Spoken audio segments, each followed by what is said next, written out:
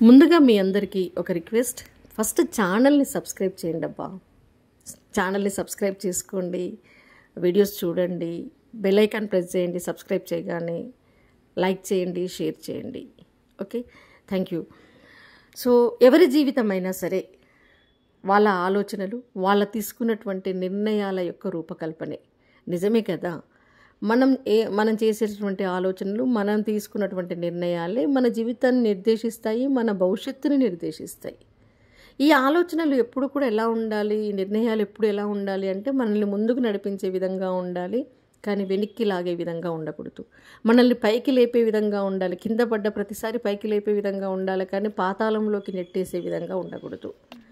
అంటే మన ఆలోచనల్ని ఎప్పటికప్పుడు మనం స్క్రీనింగ్ చేసుకుంటూ, ఫిల్టర్ చేసుకుంటూ, అనాలిసిస్ చేసుకుంటూ, మనం ఏం ఆలోచిస్తున్నామో, ఏం నిర్ణయాలు తీసుకుంటున్నామో అని మన మీద మనం ఫోకస్ చేస్తూ, మన జీవితం దీనివల్ల, ఈ ఆలోచనల వల్ల లేదా ఈ నిర్ణయాల వలన ముందుకు వెళ్తుందా, వెనక్కి వెళ్తుందా, అంటే మనం పురోగమిస్తున్నామా, తిరోగమిస్తున్నామా అని ఎప్పటికప్పుడు ఆలోచించుకుంటూ అడుగులు వేసే మనిషి జీవితం ఎప్పుడు కూడా గొప్పగానే ఉంటుంది. ఇక్కడ గుర్తుపెట్టుకోండి, ఈ జీవితం మనకి ఒక గిఫ్ట్, దేవుడిచ్చినటువంటి వరం, మన తల్లిదండ్రులు మనకిచ్చినటువంటి వరం. మనం అనుకోవాలి, మనం ఈ భూమి మీదకి వచ్చాము అంటే ఒక ప్రత్యేకమైనటువంటి కారణం చేత, ఒక బాధ్యత అప్పచెప్పబడి ఈ భూమి మీదకి వచ్చాము అని మనం అనుకోవాలి.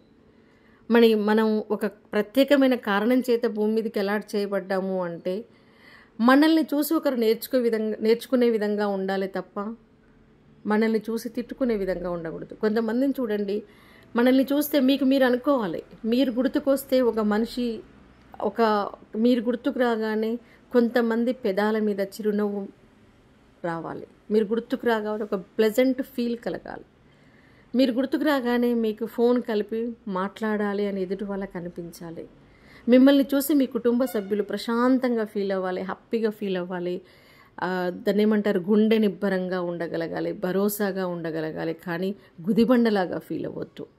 మిమ్మల్ని చూసి మీ చుట్టుపక్కల వాళ్ళు ఒక ప్లెజెంట్ ఫీలింగ్ రావాలి, అరే వాడిని చూసి నేర్చుకోండిరా, లేదా అమ్మాయిని చూసి నేర్చుకోండిరా, ఆ అబ్బాయిని చూసి నేర్చుకోండిరా అని వాళ్ళ పిల్లలకు చెప్పగలిగే విధంగా మీరు ఉండాలి. మిమ్మల్ని చూస్తే అందరికీ ఆనందం కలగాలి, అప్పుడే మీ జీవితం సక్సెస్ అయినట్టు. అంటే అలా మనం ఉండగలగాలి అంటే మన ఆలోచనల మీద మనం ఎంత ఫోకస్ పెట్టాలి చూడండి. ఇప్పుడు ఉన్నటువంటి జనరేషన్ చూడండి, పేరెంట్స్కి గుదిబండలాగా, బయటికి వెళ్తే పిల్లలు ఎలా వస్తారో అన్న టెన్షన్ తోటి నిరంతరం, చిన్న వయసు నుంచి తాగుడు, సిగరెట్లు, మందు, అన్ని రకాల బ్యాడ్ హ్యాబిట్స్ అన్నీ కూడా, జీవితం పట్ల ఒక అర్థం లేదు, పరమార్థం లేదు, ఒక లక్ష్యం లేదు, ఏదీ లేదు.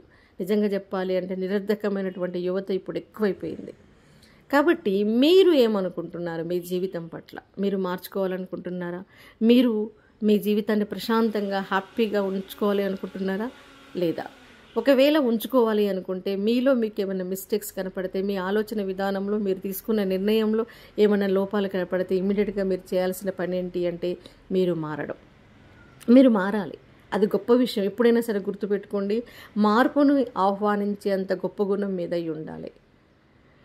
మీకు నచ్చిన విధంగా మీరు, అంటే మిమ్మల్ని నలుగురు నచ్చే విధంగా మీరు మారగలగాలి, మీరు మీ చుట్టుపక్కల వాళ్ళని మార్చగలగాలి. మీరు మారి మీ ద్వారా ఒకరిని మీరు మార్చినట్లయితే, ఆ ఒక్కరు ఇంకొకరిని మార్చినట్లయితే చూడండి, అందమైన జీవితం, అందమైన కుటుంబం, అందమైన సమాజం మీ చుట్టే ఉంటుంది కదా, అవునా కదా?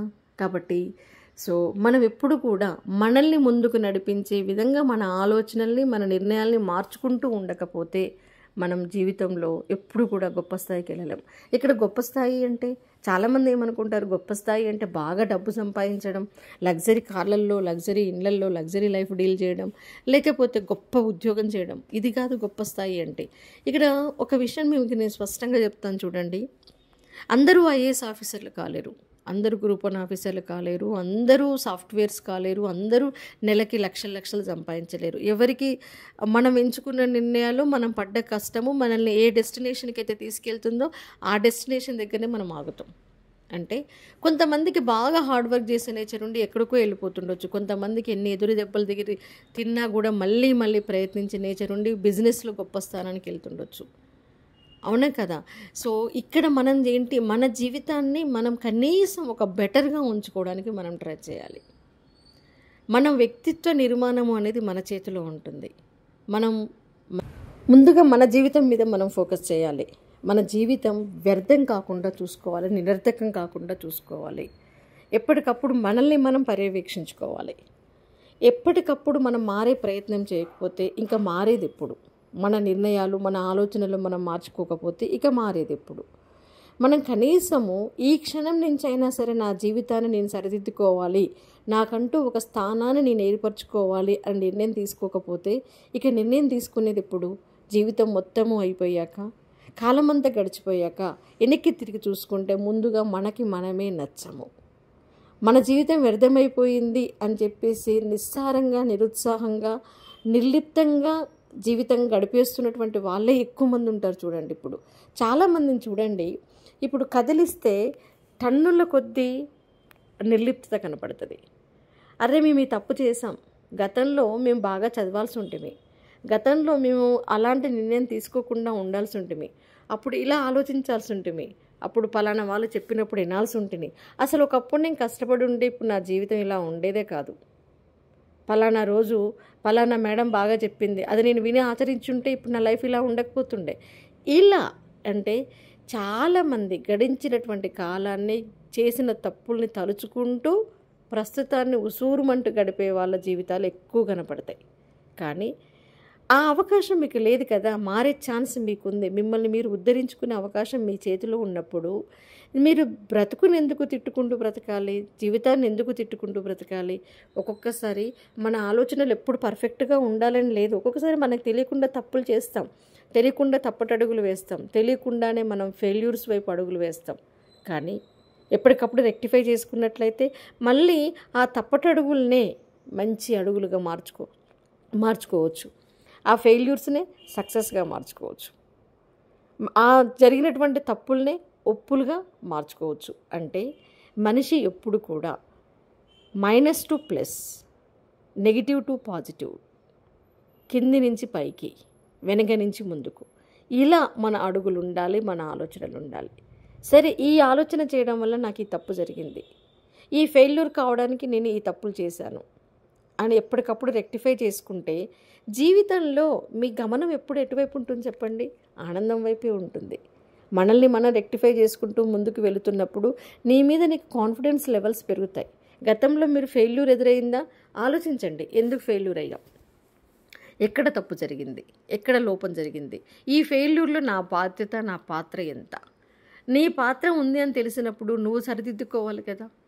నువ్వు సరిదిద్దుకోకుండా భగవంతుణ్ణి, తలరాతని, విధిరాతని, ఆలని వీళ్ళని ఎలా నిందిస్తావు? అవునా కదా. ప్రతి విషయం మన సంతోషానికి మనమే కారణం. మనం తలుసుకుంటే మన జీవితం వ్యర్థం కాకుండా చూసుకోగలం. మనం తీసుకున్నటువంటి నిర్ణయాలు, మన ఆలోచనలు మన జీవితాన్ని వ్యర్థం చేస్తాయా, సార్థకత చేస్తాయా, నిరర్ధకత చేస్తాయా అనేది ఉంటుంది. కాబట్టి మంచి ఆలోచనలు చేయండి, పాజిటివ్ ఆలోచనలు చేయండి, మంచి నిర్ణయాలు తీసుకోండి. నిన్నటి వరకు మురికి ఉంది చుట్టుపక్కలంతా కూడా, దాన్ని క్లీన్ చేస్తే ఈరోజు క్లీన్గా కనపడుతుంది కదా. ఇల్లంతా దుమ్ము పట్టుకొని పోయింది, దాన్ని క్లీన్ చేస్తే ఇల్లు శుభ్రపడుతుంది కదా. బండలంతా కూడా పాచిపట్టి ఉన్నాయి, క్లీన్ చేస్తే శుభ్రపడుతుంది కదా. మీ శరీరం అంటే మీది కాదు, ఒక మనిషి శరీరం అంతా మట్టి కొట్టుకొని పోయి దుమ్ము, ధూళి, డస్ట్ బట్టి ఉంది, క్లీన్ చేస్తే శుభ్రం అవుతుంది కదా. అవునా కదా. అలాగే క్లీన్ చేస్తే మన ఆలోచనలు కూడా శుభ్రం అవుతాయి, క్లీన్ చేస్తే మన మెదడు కూడా శుభ్రం అవుతుంది, ఆలోచిస్తే మన నిర్ణయాలు కూడా మంచిగా వెలుగొందుతాయి. కాబట్టి క్లీనింగ్ ప్రాసెస్, మీ మెదడును మీరు క్లీన్ చేసుకోవడం మొదలుపెట్టండి. మీ మెదడును మీరు సర్వీస్ చేసుకోండి. నిజంగా చెప్పాలంటే ఇది ప్రతి మనిషికి చాలా అవసరం, బ్రెయిన్ క్లీనప్. మన మెదడులో మనకు తెలియకుండా చాలా చెత్త చేరుకొని పోతుంది. టమాటాలు వాడకుండా మూలకు పడేస్తే ఏమవుతుంది చెప్పండి? మురుగు పట్టిపోతుంది. మురుగుని ఇంట్లో నుంచి తీసేయకపోతే ఇల్లంతా మురుగు వాసన వస్తుంది. అవునా కదా. సింక్లో మనం శుభ్రం చేయకుండా అలా పడేస్తే సింక్ అంతా వాసన వస్తుంది. అలాగే మన బ్రెయిన్ని కూడా ఎప్పటికప్పుడు శుభ్రం చేసుకోకపోతే, ఎప్పటికప్పుడు థాట్ ప్రాసెసింగ్ అనేది చేసి మన థాట్స్ని క్లీన్ చేసుకుంటూ ఉండకపోతే, ఎప్పటికప్పుడు మన ఆలోచనల్ని మనం పరీక్షించుకుంటూ ఉండకపోతే, ఎప్పటికప్పుడు మనలో ఉన్నటువంటి నెగిటివ్స్ అన్నిటిని మనం ఒక్కొక్క దాన్ని తీసేసుకుంటూ పోకపోతే ఆటోమేటిక్గా మన బ్రెయిన్ కూడా తుప్పు పట్టిన బ్రెయిన్ లాగా, కంపు కొట్టే సింకులాగా కంపు కొట్టే డస్ట్బిన్ లాగా తయారవుతుంది. అందుకని క్లీనింగ్ ప్రాసెస్ అనేది మనల్ని ముందుకు నడిపించే విధంగా ఉంటుంది. ఒక వస్తువుకి దుమ్ము పట్టినప్పుడు అది కాంతి విహీనం అవుతుంది, అవునా, కాంతిహీనం అవుతుంది, కాంతిగా అనిపించదు. అదే ఆ వస్తువును శుభ్రం చేసినప్పుడు బ్రైట్గా అనిపిస్తుంది. మన మనిషి కూడా ప్రతిరోజు మనల్ని మనం శుభ్రం చేసుకుంటూ, మన ఆలోచనల్ని మనం శుభ్రం చేసుకుంటూ ఉంటే బ్రైట్గా తయారవుతాం. నిజం ఇది, పాజిటివ్. మనం బ్రైట్గా కనిపించాలంటే ఒక్కటే అబ్బా, మనం హ్యాపీగా ఉండాలి. హ్యాపీగా ఉండాలి అంటే మనం పాజిటివ్గా ఉండాలి. మన పాజిటివ్నెస్ అన్నిటికీ దారితీస్తుంది. మనం ఫెయిల్యూర్స్ అయినా యాక్సెప్ట్ చేస్తాం, ఫెయిల్యూర్స్ని సక్సెస్గా మార్చుకోగలుగుతాం. మనలో పాజిటివ్ థింకింగ్ ఉంటే నెగిటివ్ ఆలోచనలు రావు. నెగిటివ్ ఆలోచనలు రాకపోవడం మనకు కొండంత బలం. మనకి పాజిటివ్ థింకింగ్స్ ఉండి మంచి ఆలోచనలు ఉంటే ప్రపంచాన్ని కూడా మంచి కోణంలోనే చూస్తాం. ఇంత మంచి జరుగుతున్నప్పుడు నీ బ్రెయిన్ని నువ్వు ఎందుకు సర్వీస్ చేసుకోవు? నీ బ్రెయిన్ని నువ్వు ఎందుకు క్లీనప్ చేసుకోవు? నువ్వు ఎందుకు మార్చుకోవు? మనల్ని మనం మార్చుకుంటూ ఎన్నాళ్ళు బ్రతుకుదాం? మారడానికి టైం ఆసన్నమైంది. ఈ క్షణమే నువ్వు మారాలి. ఏది చేయాలి అనుకున్నా ఈ క్షణమే. ఈ దేవుడిచ్చినటువంటి, తల్లిదండ్రులు ఇచ్చినటువంటి ఈ విలువైనటువంటి జీవితాన్ని నేను వ్యర్థం చేసుకోకూడదు, నేను దీన్ని సార్థకత చేసుకోవాలి అని ప్రతి మనిషి అనుకుంటే కనుక మన లైఫ్లో అంతకుమించి ఆనందం ఇంకేముంటుంది? కాబట్టి మీరు చేసే ఆలోచనలు మీ జీవితాన్ని వ్యర్థం చేయబోతున్నాయా, సార్థకత చేయబోతున్నాయా అనేది మీ మీద ఆధారపడి ఉంటుంది. కాబట్టి థింక్ ప్రాపర్లీ, చేంజ్ ప్రాపర్లీ. సరిగ్గా ఆలోచనలు లేవు అనుకుంటే కనీసం ఇప్పుడు మారు, ఈ క్షణం మారు. ఇన్నాళ్ళు జరిగిన దాన్ని వదిలేసేయండి. ఇక నుంచైనా, ఈ క్షణం నుంచైనా సరే మార్పును మొదలుపెట్టి మీ జీవితంలో మీరే వెలుగులు నింపుకోవాలి, మీరే పూలదారి వేసుకోవాలి. నిజంగా అసలు మీ మీద మీరు ఫోకస్ పెట్టి చూడండి, అబ్బా ఎంత చేంజ్ అవుతారో తెలుసా? మీరే నాకు మెసేజ్ చేస్తారు మళ్ళీ, మేడం మేము చాలా చేంజ్ అయ్యాం, చాలా పాజిటివ్గా ఉన్నాం, ఇప్పుడు మా లైఫ్లో హ్యాపీనెస్ ఉంది. గుర్తుపెట్టుకోండి, మీ చుట్టుపక్కల వాళ్ళు ఎలా ఉన్నా మీరు పాజిటివ్గా ఉంటేనే మీరు సార్థకత చేకూరుతుంది.